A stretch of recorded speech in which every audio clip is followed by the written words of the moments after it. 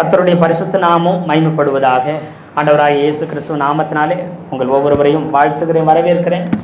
இந்த நாள் கூட அவன் பிரசங்கத்துக்கு அடிப்படை வசனமாக தியானத்துக்கு எடுத்துக்கொள்ளப்பட்ட வேத பகுதி நீதிமொழிகள் 31வது அதிகாரம் 23வது வசனம் 24வது வசனத்தை வாசிக்கும்படி அன்போடு கேட்கிறேன்.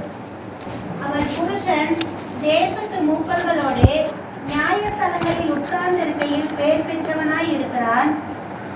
மெல்லிய புடவை உண்டு பண்ணி விற்கிறார், கச்சைகளை வர்த்தகரிடத்தில் ஒப்புவிக்கிறார். அவள் புருஷன் தேசத்து மூப்பர்களுடைய நியாயஸ்தலங்களில் உட்கார்ந்திருக்கையில் பேர் பெற்றவனாய் இருக்கிறான் என்று சொல்லி, அது மாத்திரமல்ல மெல்லிய புடவைகளை உண்டு பண்ணி விற்கிறாள், கச்சைகளை வர்த்தகரிடத்தில் ஒப்புவிக்கிறாள் என்று சொல்லி இருக்குது. கர்த்தருடைய நல்ல நாமம் மகிமைப்படட்டும். ஏசப்பா நம் ஒவ்வொருத்தரையும் ஆசீர்வதிப்பார். இந்த 23வது வசனம் எபிரேய எழுத்து எதை குறிக்குதுன்னு கேட்டிங்கன்னா, 14வது எபிரேய எழுத்த இந்த 23வது வசனம் குறிக்கிறது.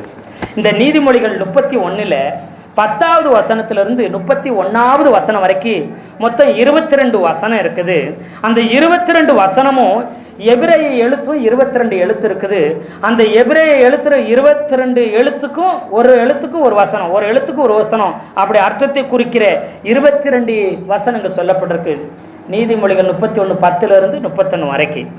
அதாவது குணசாலியான ஸ்திரீ எபிரேய எழுத்து 22 எழுத்து இருக்குது, ஆங்கிலத்தில் 26 எழுத்து இருக்குது, தமிழில் 247 எழுத்து இருக்குது.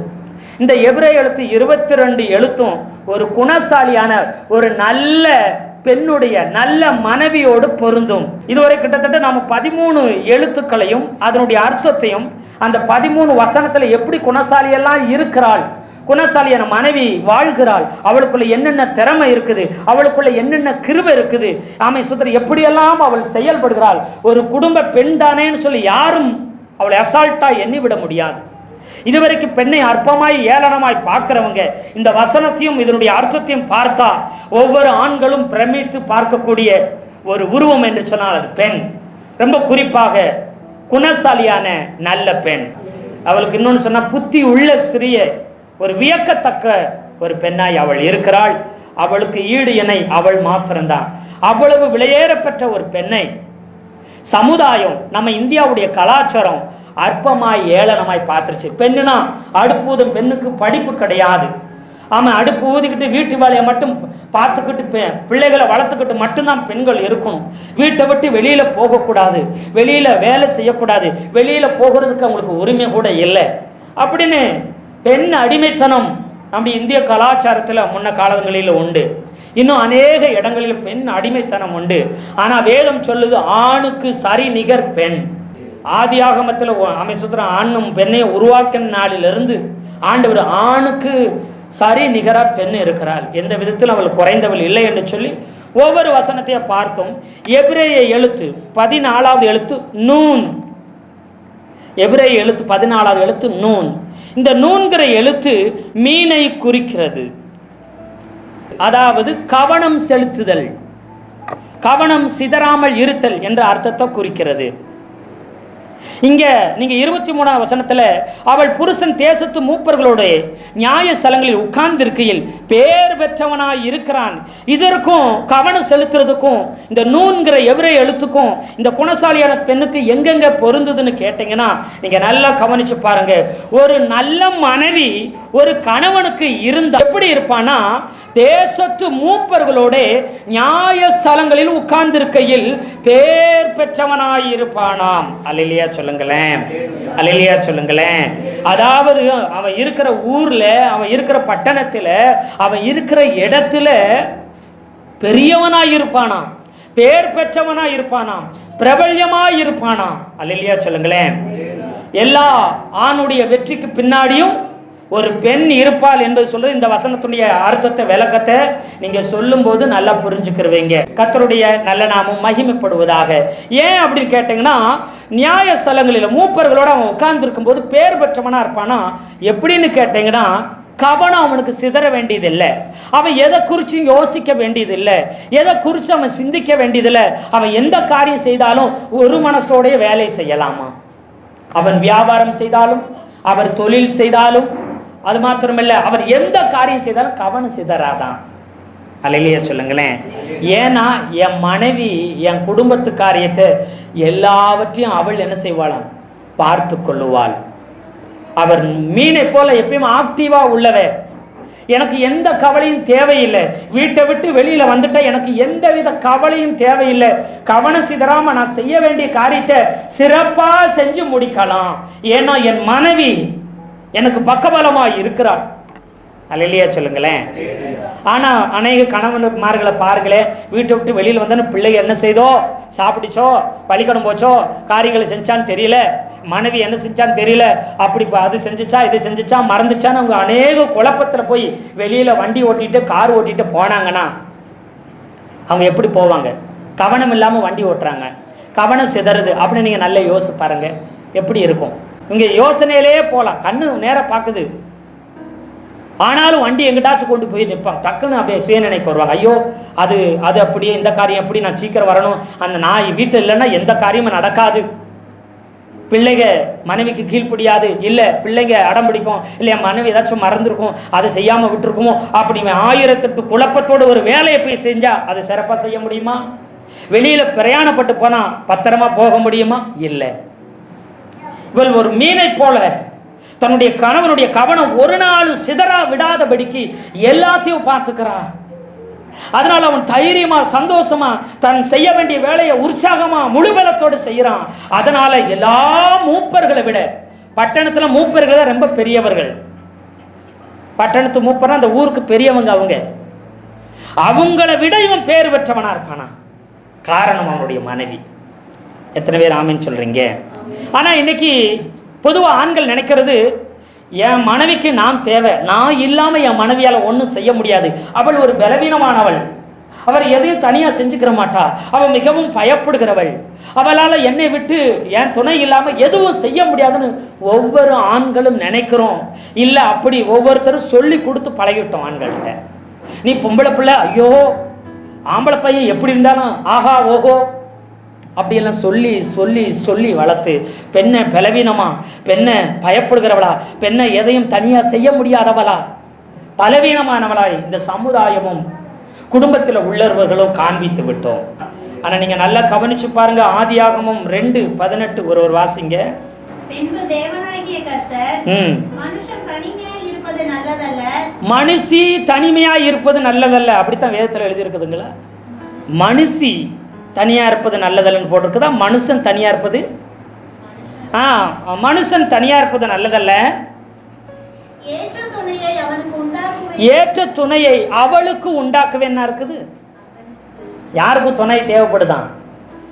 ஒரு ஆணுக்கு துணை தேவைப்படுதான். ஆதாமும் முன்னாடி உருவாக்கி வச்சாலும் அவனுக்கு ஒரு துணை தேவைப்படுது. எல்லா காரியத்திலும் ஒரு பெண், ஒரு மனைவி ஆனவள் தன் கணவனுக்கு எல்லா காரியத்திலும் துணை இருந்தால் மட்டும்தான் அந்த கணவனால சாதிக்க முடியும்.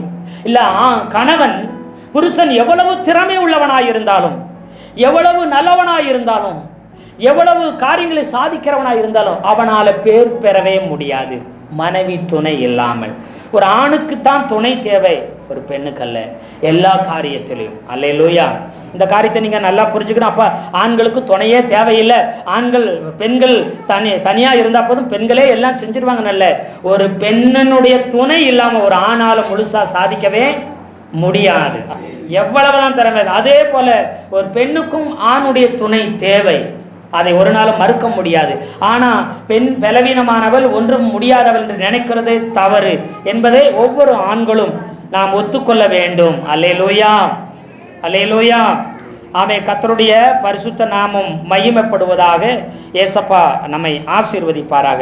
இங்கே பார்த்தீங்கன்னா, அவள் புருஷன் தேசத்து மூப்பர்களோட நியாய ஸ்தலங்களில் உட்கார்ந்திருக்கையில். அப்படின்னா உங்களுக்கு இந்த வசனம் என்ன, மூப்பர் நியாயஸ்தலம் அப்படின்னா என்ன, எங்கே போய் உட்கார்றது அப்படின்னு உங்களுக்கு ஒரு வித குழப்பம் இருக்கலாம். நியாயஸ்தலம் என்கிற சொல்றது ஒளிமுக வாசல். அந்த இடத்துக்கு பேர் என்ன பேருங்க? ஒளிமுக வாசல். ஆதியாகம புஸ்தகம் 19:1 ஒரு எடுத்தவங்க வாசிக்கலாம். ஆதியாகமம் 19:1. அந்த இரண்டு தூதரும் சாயங்காலத்திலே சோதோமுக்கு வந்தார்கள். வாசலிலே உட்கார்ந்திருந்தான். லோத்து வந்து சோதம் பட்டணத்துடைய வாசலில் உட்கார்ந்துருந்தானா, அவன் வேலை வெட்டிக்கு போகாம நேரம் போகலன்னு சொல்லி போய் வாசல்ல போய் பட்டணத்து வாசல் அவன் உட்காரவில்லை. காரணம், அந்த பட்டணத்து வாசல்ல உட்கார்ற இடத்துக்கு ஒளிமுக வாசல் அல்லது நியாய ஸ்தலங்கள் என்று அதை சொல்லுவார்கள். அந்த இடத்துல யார் உட்கார்ந்துட்டு இருக்கிறார்? லோத்து உட்கார்ந்துருக்க. அப்படின்னா அந்த சோதோம் பட்டணத்தின் மூப்பராக லோத்து இருந்தான். அந்த பட்டணத்துக்கு நுழையணும்னா அங்க அரசியல்வாதிகள் உட்கார்ந்துருப்பாங்க, அங்க அதிகாரிகள் இருப்பாங்க, அங்க மூப்பர்கள் உட்கார்ந்துருப்பாங்க, அங்கதான் உட்கார்ந்துருப்பாங்க. அவங்கள தாண்டி தான் ஒரு ஆள் பட்டணத்துக்குள்ள போகணும். புதுசா வந்தாலும் யாரை தாண்டி தான் போகணும்? இந்த மூப்பர்கள், இந்த அதிகாரிகள், இந்த தலைவர்களை தாண்டி தான் என்ன செய்யணுமா? பட்டணத்துக்குள்ளே ஒரு மனுஷன் உள்ள புகுந்து போக முடியும். அவர்களை தாண்டி தான் போக முடியுமா? எத்தனை பேர் ஆமைன்னு சொல்றீங்க? அதனாலதான் இந்த ரெண்டு தேவ தூதர்கள் மனிதர்கள் உருவத்தில் வர்றாங்க. வந்தவுடனே யாரு கண்ணில் படுறாங்க? லோத்து கண்ணில் படுறாங்க. ஏன்னா இவர் ஒரு மூப்பரா பட்டணத்து வாசல்ல ஒளிமுக வாசல் உட்காந்துருக்காரு. யார் வாரா யார் போறா, பட்டணத்து பாதுகாப்பு, பட்டணத்தின் நலன், பட்டணத்துக்குரிய எல்லா காரியமும் இவங்களுடைய கருத்தில் இருக்கிறதுனால இவங்க கண்காணிக்கிறவர்களாக இருப்பார்கள். இவர்கள் எப்பயும் அந்த என்ன பிரச்சனை வந்தாலும், அடிதடி வந்தாலும், குழப்பம் வந்தாலும் நம்ம ஊரில் என்ன செய்வோம்னா ஆலமரத்து அடியில் என்ன செய்வோம்? பஞ்சாயத்து நடத்துவோம். பஞ்சாயத்து பார்த்துருக்கீங்களா? பஞ்சாயத்து கூடி வந்து பிரச்சனையோ நல்லதோ கெட்டதோ எதாக இருந்தாலும் என்ன செய்வாங்க? ஊர் ஜனங்க ஒன்றா கூடி வந்து பஞ்சாயத்து ஆலமரத்து அடியில் அந்த திண்ணையில் உட்காந்து என்ன செய்வாங்க? பஞ்சாயத்து தலைவர், ஊர் நாட்டாமை, கணக்கு பிள்ளையெல்லாம் இருந்து என்ன செய்வாங்க? அந்த காரியங்களை விவாதம் பண்ணுவாங்க. பார்த்துருக்கீங்களா? அது அந்த காலத்தில் இருந்திருக்கு. அதுக்கு பேர் நியாயஸ்தலம். அந்த இடம் ஒளிமுக வாசல் பட்டணத்தின் நுழைவாயில இருக்கும். அப்படி பெரிய பெரிய தலைவர்கள், மூப்பர்கள் அங்கே உட்கார்ந்துருப்பாங்க. அவர்களை தாண்டித்தான் போக வேண்டும். அதனால தான் இந்த ரெண்டு தேவ தூதர்கள் மனுஷர்களா இந்த பட்டணத்துக்குள்ள வந்த உடனே அந்த ஊருக்கே எல்லாத்துக்கும் தெரிஞ்சிருச்சு. அல்லையே சொல்லுங்களேன். ஏன்னா லோத்துங்கிற மூப்பரு யாரோ புதுசாக 2 பேரும் வந்திருக்கிறாங்க, அவர் வீட்டுக்கு வாங்கன்னு வருந்தி கூப்பிட்டுட்டு போகிறத நாங்கள் எல்லாம் பார்த்தோன்னு அந்த சிட்டிக்கே உடனே எல்லாத்தையும் தெரிஞ்சிருச்சு. அதனால தான் லோத்து வீடை தேடி எல்லாரும் வந்தாங்க. சின்னதுலேருந்து வயசானது வரைக்கும் என்ன செஞ்சாங்களா? தேடி வர்றதுக்கு காரணம் எல்லாருக்கும் அது தெரிய ஆரம்பிச்சது. பட்டணத்துக்குள்ள ஒருத்தர் சாதாரணமாக நுழைஞ்சிட முடியாது. அது மாத்திரம் இல்லை, பாருங்கள் 127வது சங்கீதத்தில் 6வது வசனத்தை வாசிக்கலாம். 5, 6 கூட வாசிடலாம். வால வயதின் குமாரன் பலவான் கையில் உள்ள அம்புகளுக்கு ஒப்பாய் இருக்கிறார்கள். அவைகளால் தன் அம்பரா துணியை நிரப்பின புருஷன் பாக்கியவான். அவர்கள் ஞானம் அடையாமல் ஒளிமுக வாசலில் சத்துருக்களோட பேசுவார்கள். என்ன அர்த்தமா? பட்டணத்து வாசல்ல வந்து ஒளிமுக வாசல்ங்கிற அந்த பட்டணத்து வாசல்ல வந்து நிற்பாங்களா? யாரு? வால வயதின் குமாரன். என்ன அர்த்தம்னா, நிறைய வாலிபர்களை தன்னுடைய குமாரர்களா பெற்றிருக்கிறவங்க என்ன செய்வாங்களா? அந்த மனுஷன் என்ன செய்வானா? தைரியமா என்ன செய்வானா? தைரியமா பட்டணத்து வாசல வந்து சத்துருக்களோட நின்று பேசுவானா. அதாவது கிராமத்தில் சொல்லுவாங்க, அவனுக்கு 5 ஆம்பளைங்க, 5 ஆம்பளை பிள்ளைங்க இருக்கிறாங்க, 7 பசங்க இருக்கிறாங்கப்பா, அவங்ககிட்ட யாரும் போய் மோதாதீங்க. கிராமத்தில் சொல்லுவாங்க. பார்த்தீங்களா? அவன் பெரிய குடும்பம், அவனுக்கு ஆண் வாரிசு, ஆண் பிள்ளைங்க 7 பேர், 9 பேர், 5 பேர் இருக்காங்க. அவன் சாதாரண கிடையாது, பெரிய குடும்பம் அப்படி சொல்லுவாங்க. பார்த்தீங்களா? அப்படி நிறைய வாலிப பையங்களை, குமாரர்களை, ஆண் மக்களை பெற்றிருக்கிற ஒருத்தன் அப்படி சத்துருக்களோட அதை எதிரிக்கிட்ட போய் அந்த ஒளிமுக வாசனன்னு தைரியமா பேசுவானாம், பயம் இல்லாம பேசுவானாம்.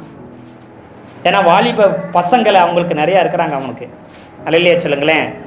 எதனாலும் எங்கே போய் தான் பேசணும்? நல்லது கெட்டதுனால எங்கே போய் தான் பேசணுமா? அந்த பட்டணத்து நுழைவாயில்லை அந்த இடத்துல வச்சு தான் பேசணும். நம்ம ஊரில் ஊர் மந்தன்னு சொல்லுவோம். அங்கே ஒரு ஆலமரத்தை வச்சு ஒரு தின்ன மேடையை கட்டி வச்சுருப்போம். அதான் இந்த ஒளிமுக வாசல். இந்த இடத்துல என்ன செய்வாங்கன்னா, இடத்த வாங்கிறது விற்கிறதா இருந்தாலும் இங்கே உட்காந்து தான் பேசுவாங்க. இதை நீங்கள் சுத்திரம் ஆதியாகம புஸ்தகத்தில் 23வது அதிகாரம் 10-18.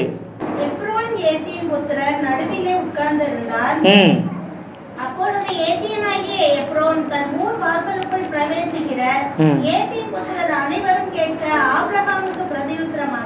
ஆபிரகாமுக்கு பிரதியுத்தரமாக அவனுடைய ஊர் வாசலுக்குள் பிரவேசிக்கும் ஏத்தியின் புத்திரர் எல்லாரும் அறிய ஆபிரகாமுக்கு சொந்தமாக உறுதிப்படுத்தப்பட்டது. ஆமா, இங்க பாருங்க, இங்க என்ன சொல்லுதுன்னா, அந்த எப்ரோன்கிற இடத்துல மக்பேலான்ங்கிற குகையை இடத்த வாங்குறான். யார்கிட்ட? ஏத்தின் புத்திரர்கிட்ட போய் வாங்கும்போது அந்த ஒளிமுக வாசல்ல, அந்த பட்டணத்தினுடைய ஒளிமுக வாசல்ல உட்கார்ந்துருக்கிறாங்க. எல்லாரும் கூடி இருக்க, உங்க இடத்த எனக்கு விலைக்கு கொடுங்கன்னு அங்க விலை பேசுறாங்க. ஒரு இடத்த விற்கிறது வாங்குறது கூட எங்க தான் பேசுறாங்க? அந்த ஒளிமுக வாசல்ல இருந்து பேசிட்டு இருக்கிறாங்க. அல்லேலூயா. அந்த ஊருக்குள்ள என்னது நல்லது கெட்டது எது நடந்தாலும் அந்த தலைவர்களுக்கு தெரியும். அல்லேலூயா. இப்போ ஒரு வீட்டில், ஒரு ஊரில் வந்து ஒரு கிராமத்தில் ஒரு வீட்டில் சாவு வந்துருச்சுன்னா உடனே ஊர் ஃபுல்லாக சொல்லுவாங்க. என்ன சொல்லுவாங்க? இன்னைக்கு யாரும் வேலைக்கு என்ன செய்யக்கூடாதுங்க, போகக்கூடாதுன்னு தண்டோரை அடித்து வேலைக்கு போகக்கூடாதுன்றவாங்க. இன்னைக்கு லீவு. ஒரு நல்லதோ ஒரு கெட்டதோ முழு பட்டணத்துக்கு தெரியும். யார் மூலம்? இந்த தலைவர்கள் மூலம், மூப்பர்கள் மூலம். இடம் வாங்கினாலும் வித்தாலும் நல்லதோ கெட்டதோ சூத்திரம் இங்கே தெரிந்து விடும். இப்படிப்பட்ட இடத்துல இது நீங்கள் இன்னும் பார்த்தீங்கன்னா ரூத் 4வது அதிகாரம் 11வது வசனம். ஏன் இதெல்லாம் சொல்கிறேன்னா, இந்த காரியங்களை உங்களுக்கு புரியும் பொழுதுதான் அவன் எப்பேற்பட்ட மனிதனாக இருக்கிறான்னு உங்களுக்கு புரியும். அப்பொழுது ஒளிமுக வாசலில் இருக்கிற சகல ஜனங்களும் மூப்பரானவர்களும் அவனை நோக்கி, நாங்கள் சாட்சிதான் மனைவியை 2 பேராகிய ராகேலை போலவும் வாழ்ந்திருக்க செய்வாராக. எப்பிராத்தாவிலே நீ பாக்கியவானாயிருந்து நீ பெத்லகேமிலே புகழ் பெற்றிருக்க கடவாய். அங்கே எங்க இருந்தாங்களாம்? ஒளிமுக வாசலில் இருந்தாங்களாம். எல்லா ஜனங்களும் கூடி வந்திருந்தார்களாம். அங்க என்ன செய்யறான்னா, ரூத்தை மனைவியாக ஏற்றுக்கொள்வதற்கும் அதனுடைய நகமையுடைய எல்லா சொத்து பத்துக்களுக்கும் விலைக்கு வாங்குறதுக்கும் இவளை திருமணம் செய்து கொள்வதற்கும் நான் சம்மதிக்கிறேன்னு அங்கே உடன்படிக்கை, திருமண உடன்படிக்கை இந்த ஒளிமுக வாசலில் வச்சு நடக்குது. எல்லா ஊர் தலைவர்கள் மத்தியில், எல்லா ஜனத்தின் மத்தியில் எல்லாரும் சாட்சி சொல்ல இந்த திருமண ஒப்பந்தம் அங்கே நடக்கிறது. அல்லேலூயா. கர்த்தருடைய பரிசுத்த நாமம் மகிமைப்படட்டும். அப்போ இப்பேற்பட்ட ஒளிமுக வாசல்ல எல்லாம் அந்த ஊருக்கு நடக்கிற எல்லா காரியங்களும் அங்கே நடக்கும். அதில் மூப்பர்கள் சொல்லி அங்கே கூடி வச்சிருப்பாங்க. அதுலேயே இவன் நம்பர் 1 இருப்பாரான். யாரு? நல்ல குணசாலியான மனைவி அந்த ஊர்லேயே தான் புருஷனை நம்பர் 1 மாற்ற முடியுமா?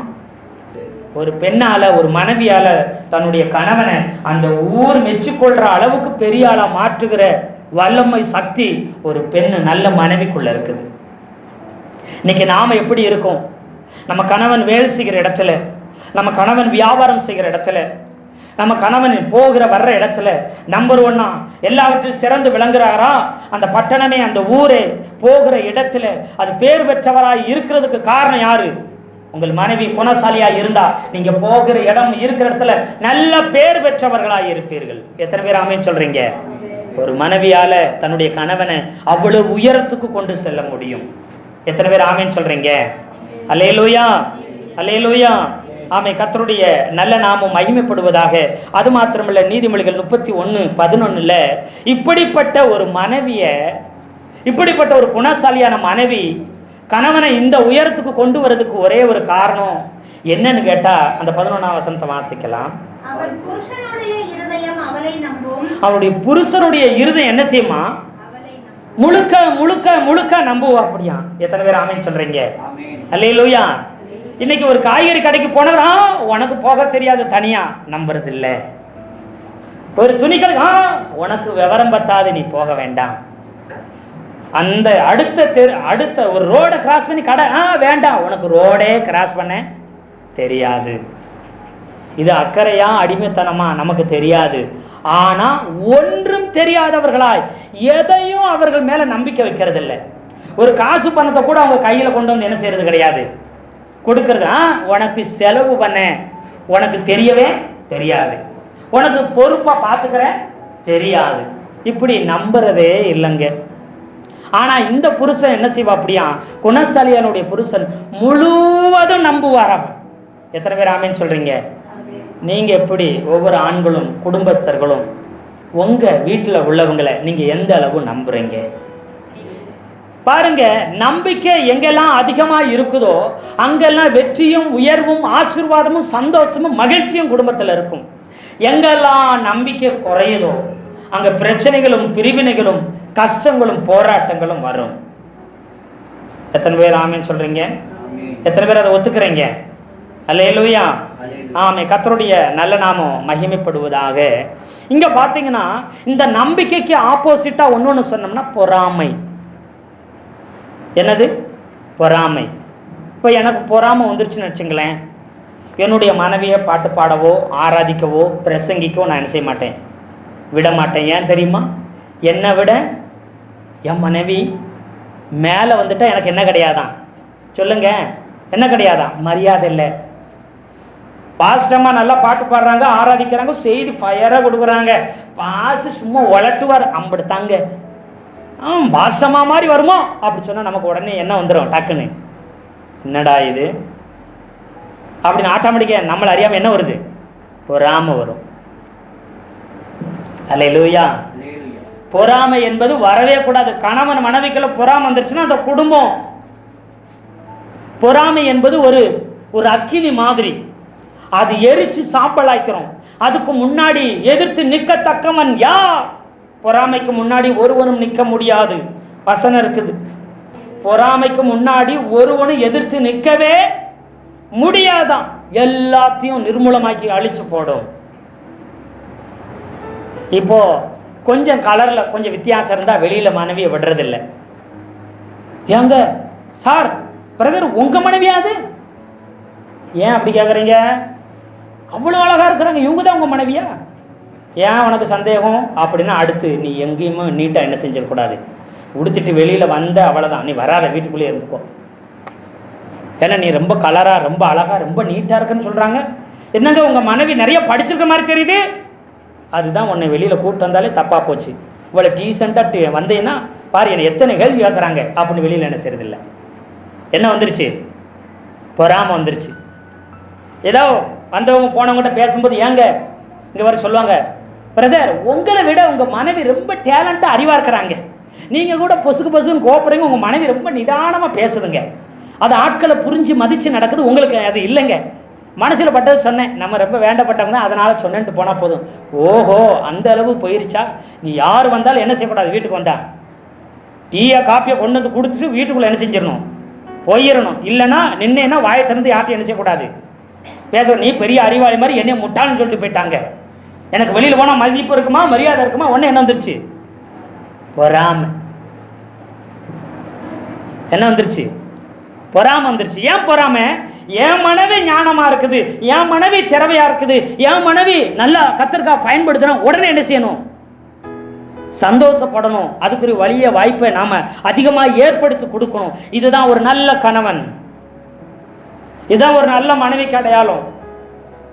யார்ட்டையும் போய் ஈஸியாக மிங்கிலாகி ஆண்டவரை பற்றி இயேசுவை பற்றி சொல்கிறாங்க, கஷ்டப்படுறவங்களுக்கு உடனே இறக்கப்பட்டு உதவி செய்கிறாங்கன்னு வச்சுங்களேன், இது ஒரு நல்ல குணம். உடனே பார்த்தேன், நான் வீட்டில் ஒருத்தி கஷ்டப்பட்டு இருக்கிறேன், என் கஷ்டத்தை ஒரு நாள் என்ன செஞ்சதில்லை, கேட்டதே இல்லை. யார் வெளியில் போனால் ஏதாச்சும் ஒரு பெண் கண்ணை கசக்கிட்டா, ஒரு தாயாரோ ஒரு வாலியோ பொண்ணோ ஒரு சின்ன குழந்தையோ யாராவது வெளியில் போய் யாரோ கண்ணை கசக்கிட்டா உடனே இவருக்கு மனசு உருகி பாக்கெட் உள்ளதான் அள்ளி கொடுத்துருவா. அப்படி நான் ஏங்க எனக்கு இது வேணும்னு சொல்லி ஒரு மாதமாக கேட்டுட்ருக்கிறேன், ₹1 என்கிட்ட பார்க்கலாம், வாங்கிக்கலாம், அப்புறம் பார்க்கலானே சொல்லி ஆள் டிமி கொடுக்குறேன். எப்படிப்பட்ட ஆள் எனக்கு தெரியாதா அப்படின்னு அங்கே என்ன வந்துருச்சு உங்களுக்கு சொல்லுங்க? பொறாமை வந்துருச்சு. என்ன வந்துருச்சு? பொறாமை வந்துருச்சு. நம்பிக்கை இல்லை. அதுலேயும் கொஞ்சம் நல்லா அழகா நீட்டாக ஏதோ ஒரு சிஸ்டர் வந்துட்டா, கர்த்தருக்கு சோத்திரம், பிரைஸ்லா, நீங்கள் ஆமாம் சோத்திரம், ஆண்டவர் பிள்ளைங்களா, ஆமாங்க நாங்கள் இங்கே இருக்கோம், அப்படி அதே லைட்டாக பேசிட்டு போகிறாங்க. அப்படியா? இவன் நினச்சப்பாரு, ஆஹா இவங்க புதுசாக ஊர்லேருந்து வெளியிருந்து வந்துக்கிறாங்க, சரி நீங்கள் எந்த சர்ச்சுக்கு போகிறீங்க, அப்படிங்களா, சரிங்க சரிங்க, ஏசப்பா உங்களை ஆசீர்வதிப்பார், உங்களுக்காக ஜெபம் பண்ணிக்கிறீங்க. உங்களுக்கு என்ன வேலை? அது யாராக இருந்துட்டு போட்டோம், இங்கே யாருங்க, எங்கே இருக்கீங்க, உங்கள் பேர் என்னங்க, உங்கள் ஊர் என்னங்க, எல்லா ஜிமெயில் ஐடி வரைக்கும் வாங்கிட்டு வந்துடுங்க. ஏன் ஊர் ரொம்ப விலைக்கு வாங்கிட்டு வரணும், யார் போய் சண்டைக்கு போகிறது? என்ன ஆச்சுன்னா பொறாமை. எதுனா அவங்க கொஞ்சம் அழகாக இருக்கிறாங்க, கொஞ்சம் நீட்டாக இருக்கிறாங்க, கொஞ்சம் நல்லா இருக்கிறாங்க, பார்க்குறதுக்கு கலையாக இருக்கிறாங்க, இதெல்லாம் யார் யோசிச்சுட்டு இருக்கிறது? மனைவி யோசிச்சுட்டு இருக்கிறாங்க. யார் மேலே இப்போ நம்பிக்கை குறைய ஆரம்பிச்சிருச்சு. உடனே கேட்ட சொல்லுவாங்க, என்ன என் மேலே நம்பிக்கிறேன்? உங்கள் மேலே நம்பிக்கை இல்லாமல் இல்லைங்க, மற்றவங்களை என்னால் நம்பவே, மற்றவங்களை நம்ப முடியாதுங்க, அதனால தான் இந்த கேள்வி அப்படி சொல்லுவாங்க. பார்த்துறீங்களா?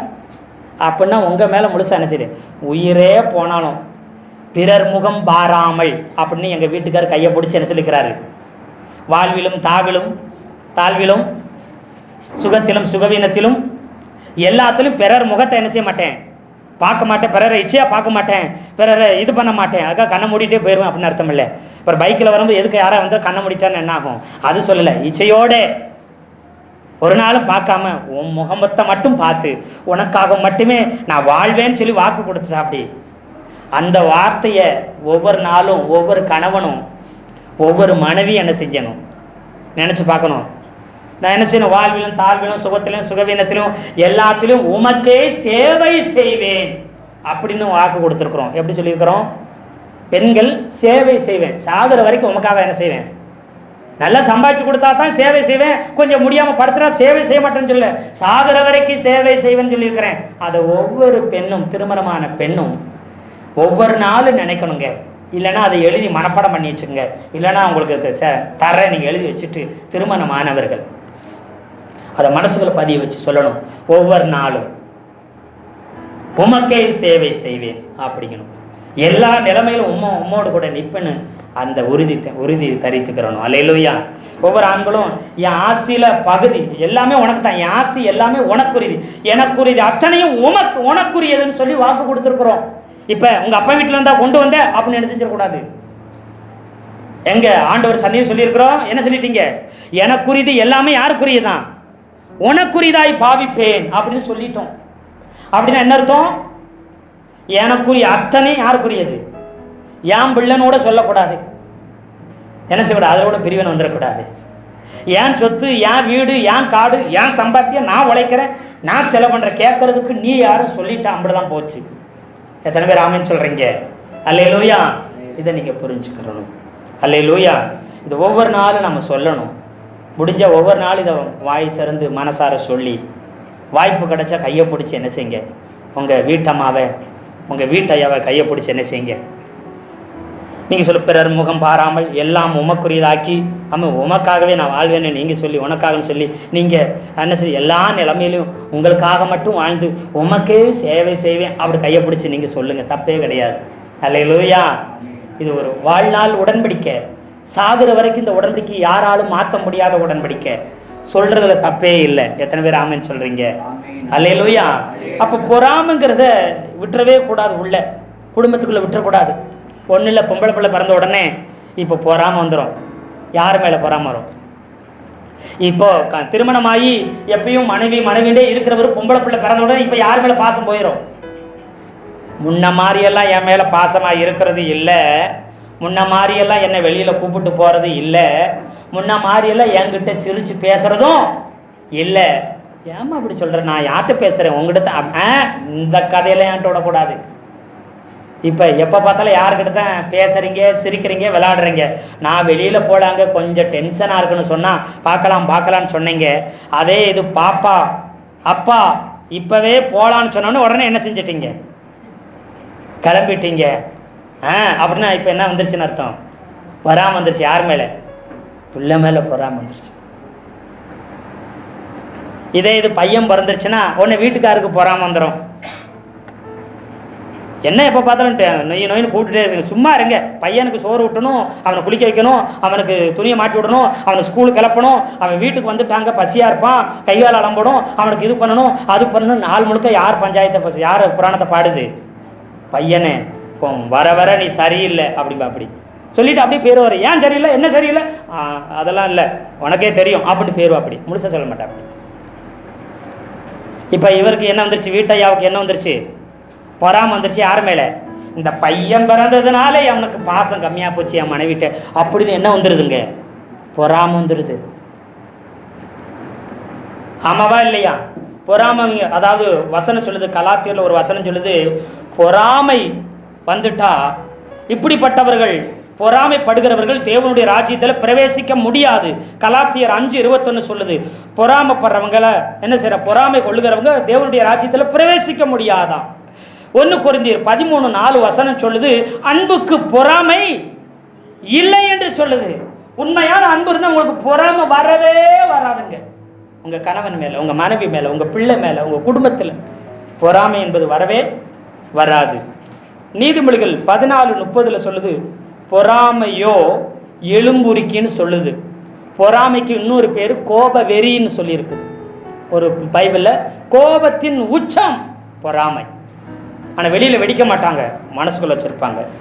கோப வெறி எலும்புரிக்குன்னா என்ன அர்த்தம்னா, எலும்பை அழுக செய்யுமா. உள்ளுக்குள்ளே இருந்து எலும்பை அப்படியே அரிச்சு அழுக வச்சிருமா. ஒரு சில அதை கேன்சர்னோட சொல்கிறாங்க. பொறாமையும் கேன்சரும் ஒரே தாக்கத்தை ஏற்படுத்துமா. கேன்சர் உள்ளே இருந்து அரிக்கிறது வெளியில் யாருக்கும் தெரியாது, அந்த நபருக்கே தெரியாதான். அதே மாதிரி பொறாமை உள்ளுக்குள்ளே இருந்துக்கிட்டு வாழ்க்கையை அழிக்கிறது அவங்களுக்கும் தெரியாது, அந்த குடும்பத்துக்கும் தெரியாதான். அதனால் பொறாமைங்கிறதுக்கு ஒரு நாள் இடம் கொடுக்கவே கூடாது. எத்தனை பேர் ஆமேன்னு சொல்கிறீங்க? அல்லேலூயா, அல்லேலூயா. இந்த பொறாமைங்கிறது சாதாரணமான காரியம் கிடையாது. நம்முடைய வாழ்க்கையில் நம்ம குடும்பத்துக்குள்ளே ஒரு நாள் அதற்கு இடம் கொடுக்கவே கூடாது. ஆமை. கர்த்தருடைய நல்ல நாமம் மகிமைப்படுவதாக. ஒரு சில வசனத்தை நம்ம வாசிக்கலாம். முதல் வேதத்தில் பொறாமை அப்படிங்கிற வார்த்தை எங்கே வருதுன்னா, ஆதியாகமம் 26:14. அவனுக்கு ஆட்டு மந்தையும் மாட்டு மந்தையும் அநேக பணிவிடைக்காரரும் இருந்தபடியினாலே பெலிஸ்தர் அவன் பேரில் பொறாமை கொண்டு, பெலிஸ்தர் அவன் பேரில், ஈசாக்கின் பேரில் பொறாமை கொண்டார்கள் இருக்குது. அப்படின்னா அந்த பொறாமை முத யார் கொண்டாங்கன்னு வேதத்தில் சொல்லுதுன்னா, பொறாமை இங்கே பெலிஸ்தியர். இது ஒரு பெலிஸ்திய ஆவி. பெலிஸ்தியன் சொன்னா ஊறுகிறவன் அர்த்தம். ஊறுகிறது சர்ப்பம், பாம்பு. அது இருக்கிறது யாருக்குமே தெரியாது. பாம்பு எங்க இருக்குதுன்னு தெரியாது, பக்கத்திலே இருந்தாலும் தெரியாது, அது மறைஞ்சுக்கிறோம். அப்போ இந்த பொறாமை பெலிஸ்திய ஆவி, அது மறைமுகமானது, அது மறைந்து கொள்ளக்கூடியது. மறைஞ்சிருந்து கடிக்கிற மாதிரி இந்த பொறாமை மறைஞ்சிருந்தது ஒரு மனுஷனை, அந்த குடும்பத்தை சதி வேலையை செஞ்சு அழிச்சு ஒண்ணுமில்லாம பண்ணிருந்த பொறாமை. வெளிப்படையா எதையும் செய்யாது, வெளிப்படையா எதையும் பேசாது, மறைஞ்சிருந்தே எல்லா வேலையும் செய்யும் இந்த பொறாமையின் ஆவி. இது ஒரு பெலிஸ்தியனுடைய ஆவி. இது ஊறுகிறவன் பெலிஸ்தியனா, மறைந்திருந்து செயல்படுகிற சர்ப்பத்தின் வல்லமையா இருக்குது.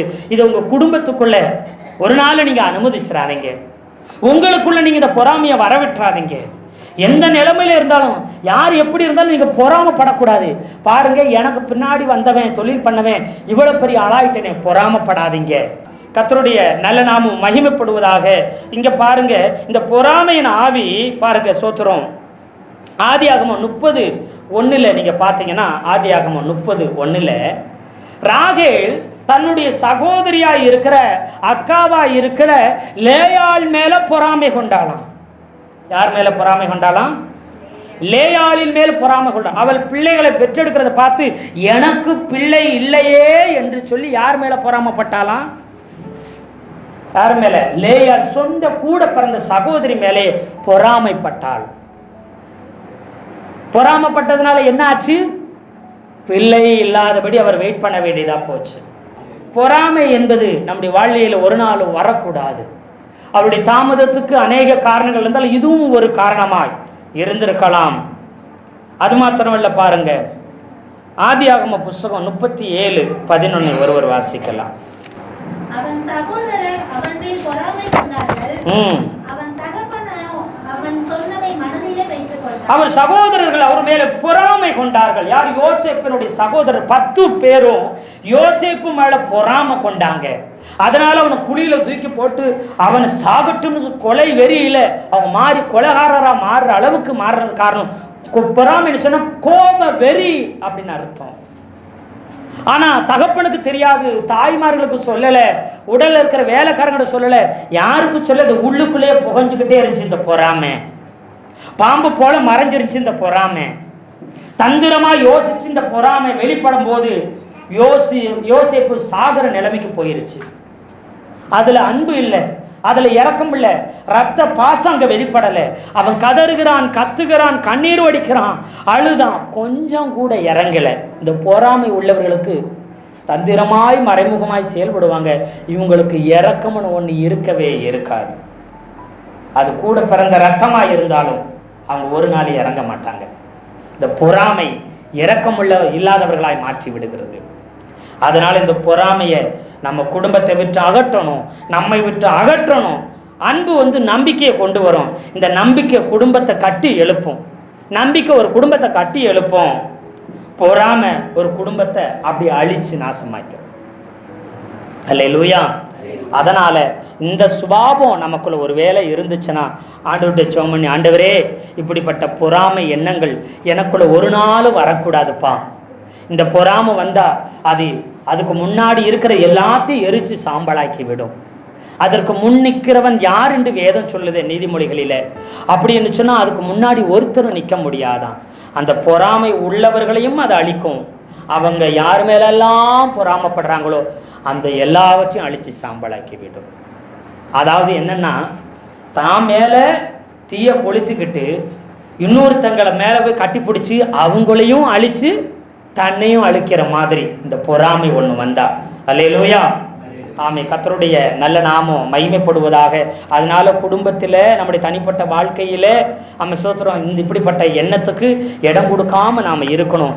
ஏன் இதை சொல்லுகிறோம்னு சொன்னா, ஒரு குணசாலியான ஸ்திரீ எந்த நிலைமையிலும் புருஷனை நம்புவாள், எந்த நிலைமையிலும் கணவனை விட்டு கொடுக்க மாட்டான், எந்த இடத்துலையும் அமைச்சர் அற்பமாய் நினைக்க மாட்டா.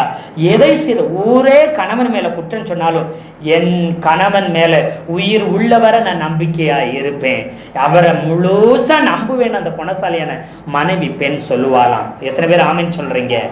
அதனாலதான் எதுக்கும் தயங்காம வெளியில போய் அவன் பெருசா சாதிக்கிறவனா இருப்பான். அல்லேலூயா. அந்த மூப்பர்களிலே ரொம்ப பேர் பெற்றவனா விலையேற பெற்றவனா இருப்பான். அவனுக்கு நிகரானவர்கள் ஒருவர் இல்லாததுக்கு காரணம் முழுசா அவருடைய மனைவியை நம்புறான். அவன் கணவனுடைய கவனம் ஒரு நாள் சிதற விடாதபடி அவள் பார்த்து கொள்ளுகிறார். அவன் முழு மனதோடு எல்லாத்தையும் செய்யும்படிக்கு அவள் பக்கபலமாய் துணையாய் இருக்கிறார். எத்தனை பேர் ஆமேன் சொல்றீங்க? இந்த நாளிலும் கூட நாமும் ஆண்டவராக இயேசு கிறிஸ்துவ மேல முழுசா நம்பிக்கை வைக்கணும். கிறிஸ்தவர்களாகிய நாம அடிக்கடி ஆண்டவர் மேல சந்தேகப்படக்கூடாது, ஆண்டவரை நாம் குறை சொல்லக்கூடாது, அவர் மேல நாம பொறாமை கொள்ளக்கூடாது. ஏசப்பா மேலேயும் பொறாமை கொள்ற அப்படின்னா அவங்கள வேணா நீங்க ஆசீர்வதிப்பீங்க, என்னைய நீங்க என்ன செய்ய மாட்டீங்க, ஆசீர்வதிக்க மாட்டீங்க. அவங்க தான் உங்க பிள்ளை, நான் உங்க பிள்ளை இல்லையா அப்படின்னு என்ன அர்த்தம்? ஏசப்பாட்டையே பொறாமப்படுற ஆளுங்க நாம. நேற்று வந்தவ பாரு எப்படி ஆசீர்வதிக்கப்பட்டு எப்படி உயர்த்தப்பட்டு பயன்படுத்தப்பட்டு இருக்கிறாங்க. நான் இவ்வளவு வருஷமா சர்ச்சுக்கு வந்திருக்கிறேன், நான் இப்படியே இருக்கிறேனே அப்படின்னு நாம என்ன செஞ்சுட்டு இருப்போம்?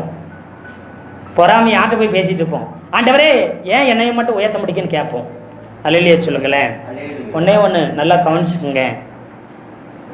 ஒரு சிலர் வேகமாக உயர்த்தப்படலாம், அதை குறித்து நீங்கள் கவலைப்படாதீங்க. ஒரு சிலர் ரொம்ப தாமதமாக உயர்த்தப்படுவாங்க, அதனால் நீங்கள் சோர்ந்து போகாதீங்க. ஒன்றே ஒன்று, எவ்வளவுக்கு எவ்வளவு நீங்கள் காத்திருக்கிறீங்களோ, எவ்வளவுக்கு எவ்வளோ பொறுமையாக இருக்கிறீங்களோ, அவ்வளவுக்கு அவ்வளவு உங்கள் உயர்வு ரொம்ப பெருசாக இருக்க போகுது. எத்தனை பேர் ஆமேன்னு சொல்கிறீங்க? அல்லேலூயா, அல்லேலூயா, அல்லேலூயா. எவ்வளவுக்கு எவ்வளவு காத்திருக்கிறீங்களோ, எவ்வளவுக்கு எவ்வளவு கர்த்தர் உங்கள் காரியத்தில் பொறுமையாக இருக்கிறாரோ அவ்வளவு பெரிய காரியத்தை செய்ய போதுமானவராக இருக்கிறார். அல்லேலூயா. அப்படி சுற்றுற ஒரு பிரசங்கம் கேட்டேன், அது எனக்கு ரொம்ப தொடுதலாக இருந்துச்சு. அந்த ஒரு காரியத்தை சொல்லி நான் முடிக்க விரும்புகிறேன். அல்லேலூயா. ஒரு ஊழியக்காரர் அப்படியே சொன்னார், எல்லாம் கவனிச்சு பாருங்க, இந்த காரியத்தை மட்டும் நீங்கள் கவனித்து கேட்கும்படி அன்போடு கேட்குறேன். ஒரு மரத்தில் மாங்காய் இருக்குது, அந்த மாங்காய் நல்லா திரண்டு வருது. அந்த மாங்காய் என்ன செய்யுது? நல்லா திரண்டு வந்துச்சு, நல்ல காய் பருவமான காய் ஆயிடுச்சு. இப்போ 2 காயில் ஒரு சில காயை என்ன செய்றாரு, கொஞ்சம் காயில் ஒரு சில காயை அந்த ஓனர் பறிச்சிட்டார், ஒரு சில காயை விட்டு வச்சிருக்கிறார். இப்போ எல்லா மாங்காயும் ஒன்று என்ன நினைக்கும்னா, இனி ஒரு சில நாளில் நான் எப்படி மாற போகிறேன், நல்லா திரண்டு வந்துருச்சா அந்த மாங்காய் என்ன ஆகும்? அடுத்து பழமாக மாறிடும். நல்லா திரண்டு வந்துச்சா அடுத்து என்ன செய்ய போகுது? பழம் பழுக்க போகுது. இப்போ எல்லா மாங்காயும் நினைக்கும், அடுத்து நாங்கள் பழமாக போகிறோம், இதுவரைக்கும் புளிப்பாக இருந்த நாங்கள் இனி நாங்கள் இனிப்பாக மாற போகிறோம், எங்கள் வாசனை அப்படியே பரவ போகுது. பழம் பழுத்துச்சுன்னா எல்லா இடத்துலையும் நல்லா மணக்கும், பார்த்தீங்களா? அப்போ நாங்கள் பேர் பெற்றவங்களா மாற போகிறோம், நாங்கள் பிரபல்யம் ஆக போகிறோம், நாங்கள் இனிப்பான வாழ்க்கையை மாறப்போகிறோம், அநேகர் எங்களை தேடி ஓடி வரப்போகிறாங்க. அப்படியெல்லாம் அந்த மாங்காய் எல்லாம் கனவு கொண்டுட்டு இருக்கும்போது கொஞ்சம் மாங்காயை ஓனர் பறிச்சிட்டார். பறித்து அந்த மாங்காய் என்ன செஞ்சாரு, அந்த ஓனர் கத்தி எடுத்தார், சதக்க சதக்க சதக்க சதக்க காயை வெட்டுறாரு, அப்புறம் துண்டு துண்டாக போடுறாரு, தப்பாக எடுத்தார், உப்பை கொட்டினார், மாங்காய் உள்ளே போட்டு கறக்குன்னு மூடி வச்சிட்டாரு. இப்போ இந்த வெட்டப்பட்ட மாங்காய்லாம் என்ன நினைக்கும்? இன்னும் 2 நாளில் நான் பொறுத்திருந்தா நான் பழமாக மாறி இருப்பேன், என் வாசனை தூக்கும், இனிப்பாக இருப்பேன், எல்லாரும் என்னை தேடி வருவாங்க, ஆகா ஓஹோன்னு எதிர்பார்த்துட்டு இருந்தா பொசுக்குன்னு பறிச்சு என்ன செஞ்சுட்டா? அப்படி பறிச்சதே பறிச்சுங்க, எல்லாத்தையும் பறிக்க வேண்டியதானே. என்னைய மட்டும் ஏன் பறிச்சு வெட்டினீங்க? வெட்டும்போது அந்த மாங்காய்க்கு சந்தோஷமா இருந்திருக்குமா? உப்புல அப்படி ஊறப்படுமா அந்த மாங்காய்க்கு அப்படியே நல்லா சந்தோஷமா இருந்திருக்குமா?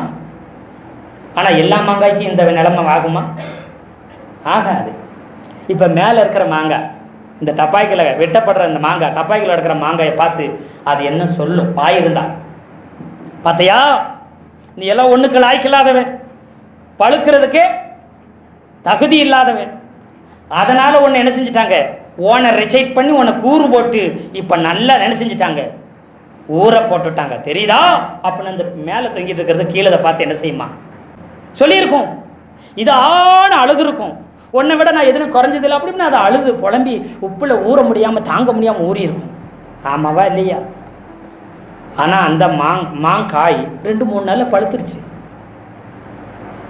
ஒரு சில நிமிஷத்தில் அந்த மாம்பழத்தை சாப்பிட்டு அந்த இருக்கிற இடம் என்ன ஆயிடுச்சு?